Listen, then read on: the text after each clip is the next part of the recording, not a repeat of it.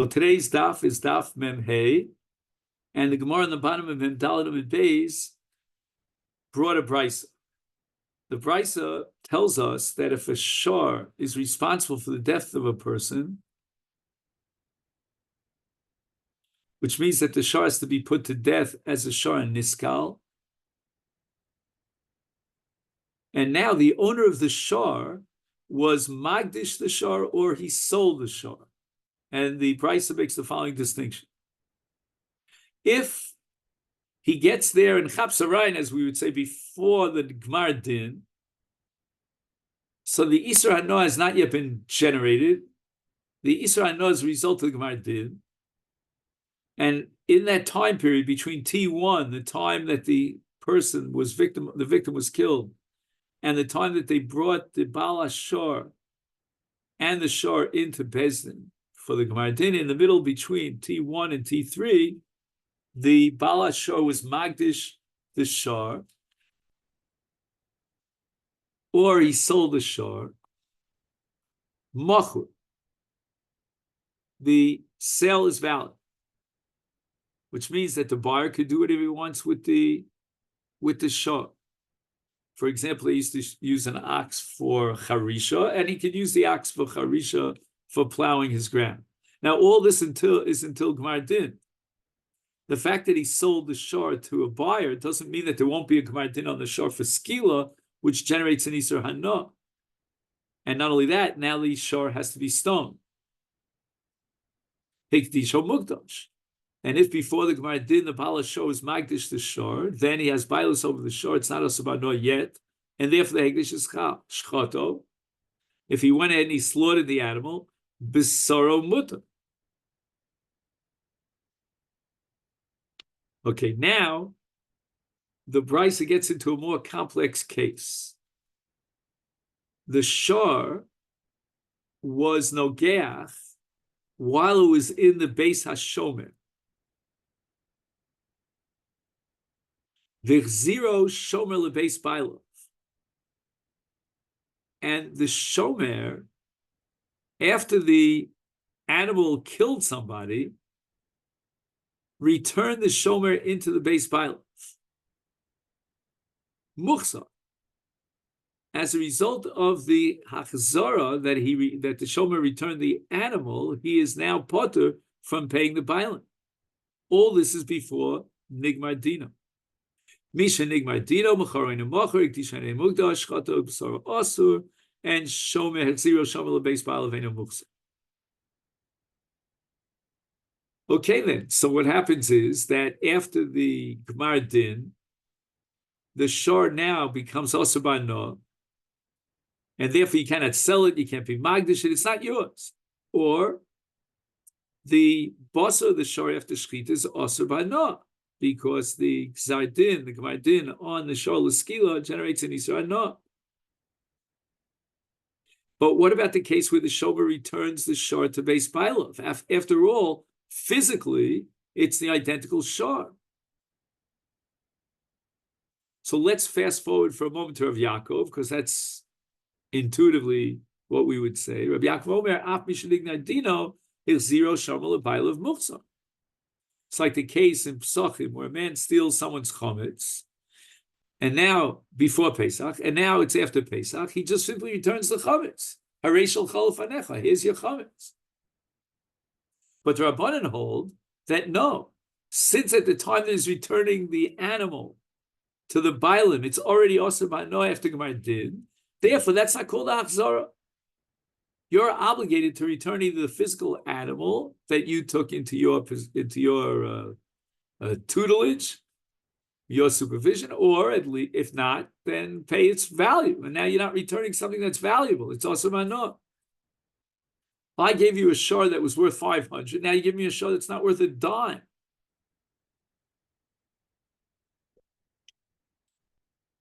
Again, we'll have to see how to reconcile that with the Gemara Pesachim that we mentioned.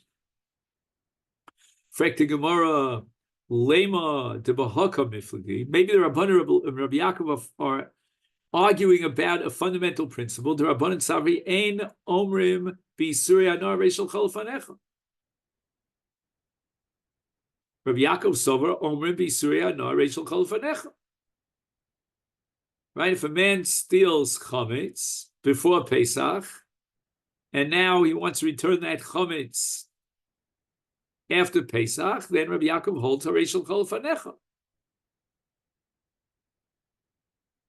And therefore, if we apply Rabbi Yaakov to this case, where the shor became a shor niskal, the shomer can still return the physical shor and say, here, Hareshel Kol Fanecha. It's also no, that's not my fault. But the Rabbanon do not accept the principle that in something that becomes osur b'hana, while it was in the possession, the house of the shomer, and he was responsible for that mishap through his pshia, then just to give back the object when it became osur b'hana in the rishus of the shomer, that's not called ashom.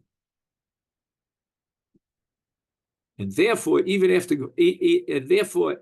Gemar Din, if the shomer returns the shor to the bailim after they killed somebody, then since it's after Gemar Din, it's osur b'hana. Therefore, according to Rabbanon, that's not considered a hachzara because he cannot say a reshel cholofan. Omar Rabbi says that's not the pshat in the machlokas, the Rabbanon and Rabbi Yaakov.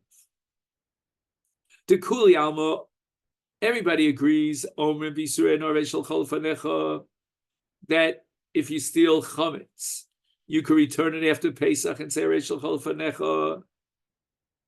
Diem Kain Niflog Linyan Chametz Pesach. We don't find that the Rabbanan and Rabbi Yaakov ever had a debate about chametz if you stole it before Pesach and you returned it after Pesach, and it's osur b'hana, that's not considered hashava. Everybody agrees that's considered hashava. And this is going to be a brayso later on in Daf Tzadi Ches, Gazal chametz v'ovrol of a Pesach is Omer Lo Reshel Chol Fanecha. But rather, machlokas is, how do we compare the situation of the shor before Gemar Din to that of after Gemar Din?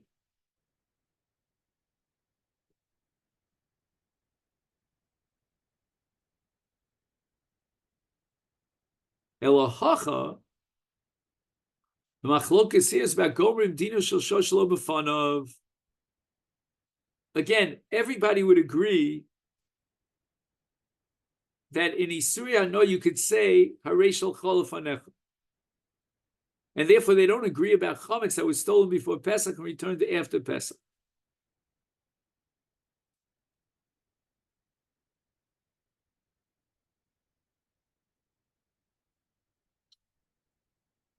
So what is the machlokes? It's about Gemar Din Shelo B'Fanav.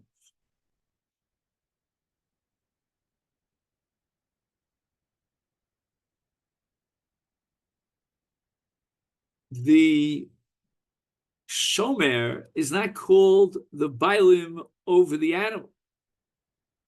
And therefore, if the shomer brings the animal in front of Bezdin after the animal victimized the human being and killed the human being, and the purpose is that Bezdin should be Gomer's Dino for Skila,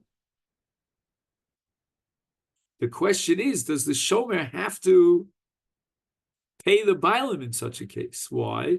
Because they caused the loss to the bailim.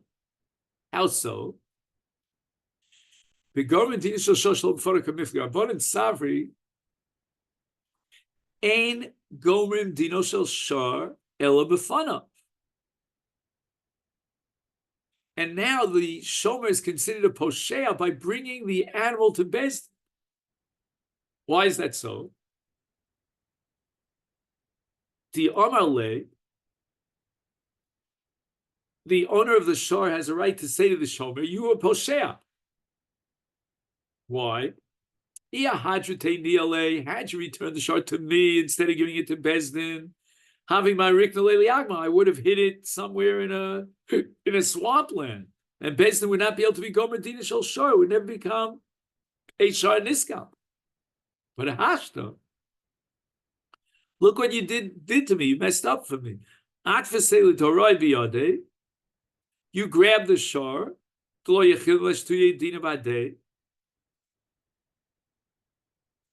gave the shor biyadayim over to Bezdin, and now there's nothing I can do. I can't hide the shor away. And that's considered as if you were mazik mi biyadayim. That's the sheet of the Rabbanan.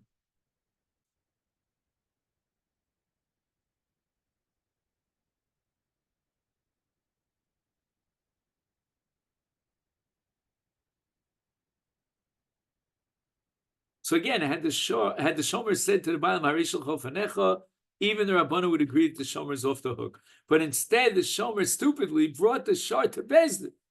Rabbi Yaakov Sava Govindina Shal Shar Shalom B'fana. Whether the shar was in front of Bezdin or not, they would still be gomer the din. Therefore, the shomer, by giving the shar over to Bezdin, did not in any way Hoshea cause any loss to the Baal Hashar. The Orale, the shomer says to the Baal Hashar, Sov, Migmar Havi Gmirale Lidina. Bezdin could have been gomer the dino shal shar, even shalom b'fanav, even without the shar in their possession. So even without my action of giving the shar over to Bezdin, Bezdin would have still been gomer the din of the shar, and it would have been asur b'anos. So I didn't cause you any loss.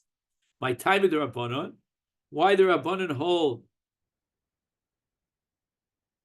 that ein gomer es dino shel shar el b'fanav. The pasuk says hashar yisakal v'gambal of humas. Kemisas abaylam kach misas b'shar. So we have here a hekesh between the death of the owner of the shar, the human being, and the death of the animal. Ma bailim, just like if you wanted to put someone to death after he was condemned to death, it's got to be bifneihem. There's no gmar din unless the person who's being accused and being condemned to death is there present in Bezdin. And this is derived from a parsha in Bamidbar Lamed Hey. He himself has to be standing in front of the Sanhedrin when they make the judgment. Afshar, so too, b'fanav. Bezdin cannot be gomer dino shashar b'fanav Rabbi Yaakov. He holds that gomer dino shashar af shalo b'fanav. What is he going to do with this hekesh? And the answer is Bishlema Bailim B'nei Tainaninu El Shar Bar Tainisahu. Yeah, you're right, there's a hekesh, but the hekesh has to make sense. It's got to be logical. We need the B'nei Bailim when we're condemning the Bailim to death, and they could therefore, in Bezdin, defend themselves with an argument in self-defense. But a Shar doesn't speak. He's not a Bar Taina, and therefore there's no reason to require B'nei Ashar. So although there's a hekesh, and in order to condemn the shar to death, we need the same conditions that we would require to condemn a human being to death by virtue of this hekesh. But Rabbi Yaakov says, as far as the din of b'fanav, that's not within the purview of the hekesh, because there's no logical reason why we should apply that condition of b'fanav to the case of the shar. The Mishnah says, Masro l'shomer chinu l'shoel, is they become responsible if the shar goes out and damages. Taner Rabbanan. Now we want to know, when is the shomer responsible for damages? What was his pshia? Arba nichnasu tachas habaylim. There are 4 different categories of shomrim that will now replace the bailim as far as paying damages. Tashlumin nezek. Hargu, if the shar went out and killed somebody, tamim nerogim, a shar tam will be put to death, but uptur min hakofer. Right? We said that a shar tam doesn't pay kofer. But if muadim, then nerogim umishalmim es hakofer.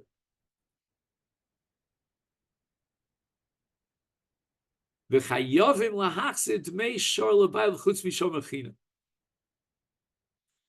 the shar is going to be put to death in the case of both a tam and a muad,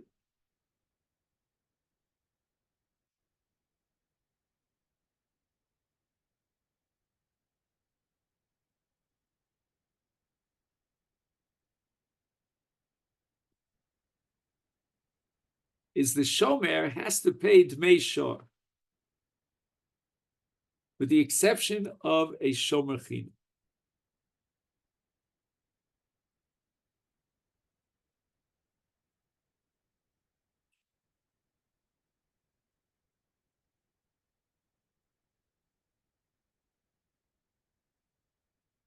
Now, what level of shmira was provided or not provided by these four categories of shomer? Amri, hechidori, natre.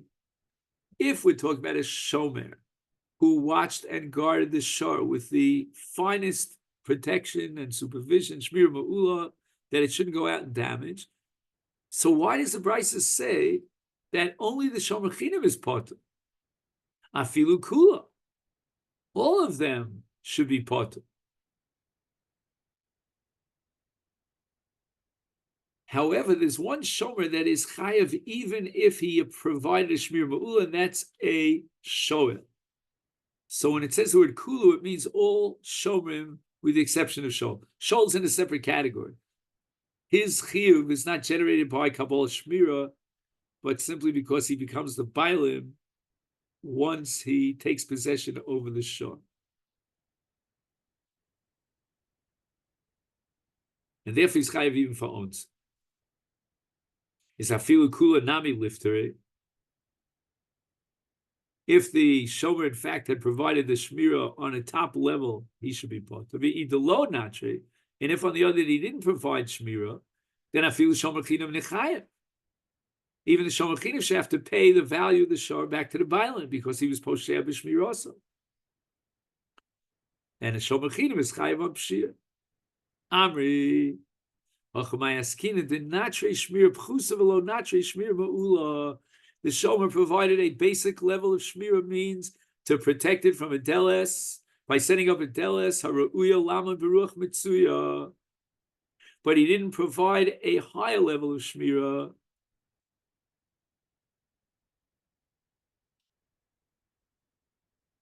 The shomer chinam shekol selo shmira, so the shomer chinam is going to be patur because his obligation of shmira is only shmira pchusa, the basic level which he did provide. And therefore, he doesn't have to pay the domim of the shavius of the shor to the bailim, because he was not a posheah. He wasn't obligated to give and provide a shmir ma'ula, and the shmir pchusa he did provide. But Hanach, lo kolsa shmirasan. It's not enough that they provided a shmir pchusa; they're obligated to provide a shmir ma'ula, and if they didn't do so, that's called a pshir.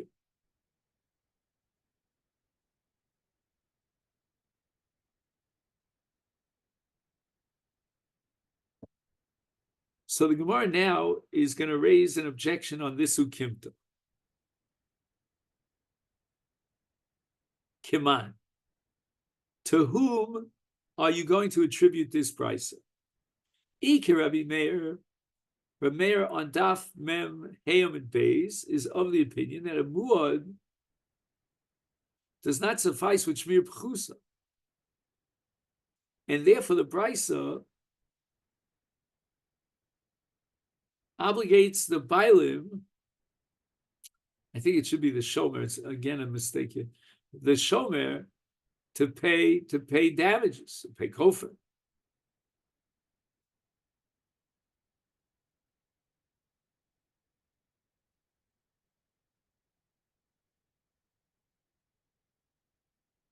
So the Gemara asks the following question.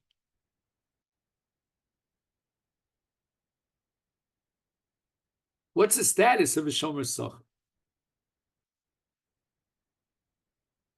And here we turn to Daf Mem Hayom Beis.